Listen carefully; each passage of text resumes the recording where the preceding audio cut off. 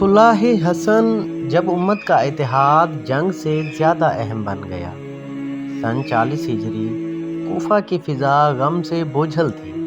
اسلام کے چوتھے خلیفہ علی ابن ابی طالب رضی اللہ عنہ شہید ہو چکے تھے۔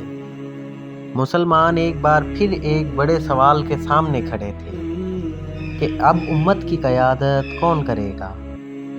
صحابہ اور مسلمانوں کی نظریں ایک نوجوان شخصیت پر جا کر رک گئیں۔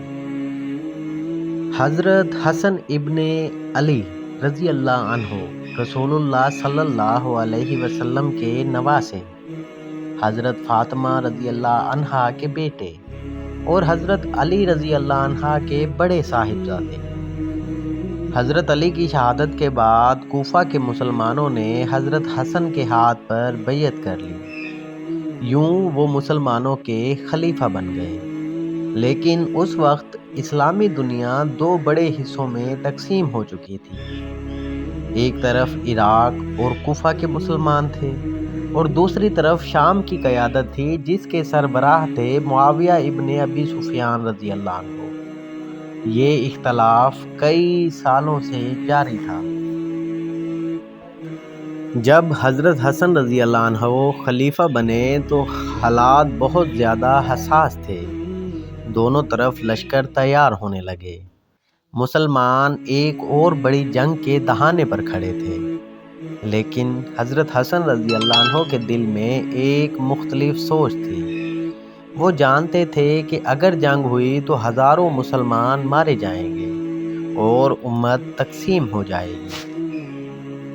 رسول اکرم صلی اللہ علیہ وسلم کی پیشن گوئی۔ حضور اکرم صلی اللہ علیہ وسلم نے ایک مرتبہ حضرت حسن کے بارے میں فرمایا تھا، میرا یہ بیٹا سردار ہے اور اللہ اس کے ذریعے مسلمانوں کو دو بڑے گروہوں میں صلح کرا دے گا۔ یہ حدیث بعد میں سچ ثابت ہوئی۔ حضرت حسن رضی اللہ عنہ نے وہ قدم اٹھایا جس نے اسلامی تاریخ کا رخ بدل دیا۔ حضرت حسن رضی اللہ عنہ نے جنگ کے بجائے صلح کا راستہ اختیار کیا۔ انہوں نے معاویہ ابن ابی سفیان کو پیغام بھیجا۔ اس پیغام کا مقصد واضح تھا، مسلمانوں کا اتحاد۔ کئی مذاکرات کے بعد دونوں فریق ایک معاہدے پر راضی ہو گئے۔ سن 41 ہجری میں حضرت حسن رضی اللہ عنہ نے ایک ایسا فیصلہ کیا جس نے تاریخ بدل دی۔ انہوں نے خلافت چھوڑ دی اور مسلمانوں کی قیادت حضرت معاویہ رضی اللہ عنہ کے حوالے کر دی۔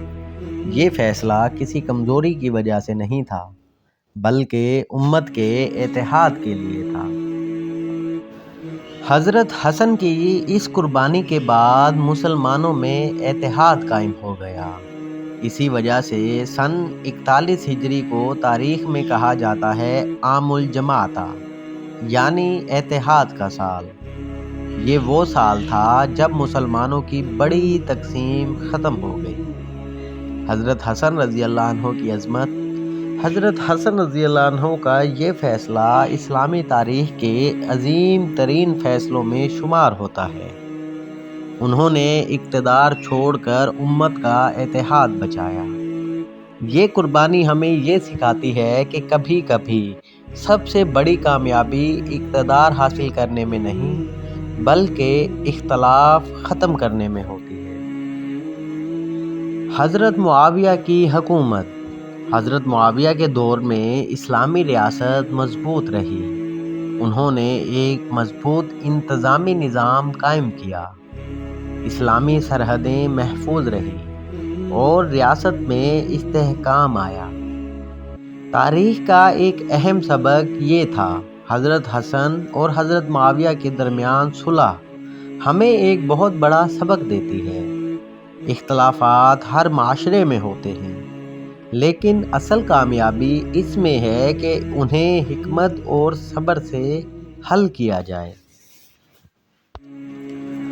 اگر حسن رضی اللہ عنہ چاہتے تو جنگ جاری رکھ سکتے تھے، لیکن انہوں نے ایک بڑا مقصد دیکھا، امت کا اتحاد، اور اسی فیصلے نے ہزاروں مسلمانوں کی جان بچا لی۔ یہ تھا وہ تاریخی واقعہ جس نے اسلامی ریاست کا رخ بدل دیا۔ حضرت حسن رضی اللہ عنہ کی قربانی نے امت کو ایک بار پھر متحد کر دیا، اور یہی وہ لمحہ تھا جہاں سے اسلامی تاریخ ایک نئے مرحلے میں داخل ہوئی۔ اگلی قسط میں ہم بات کریں گے اسلامی خلافت سے سلطنت تک بنو امیہ کا آغاز۔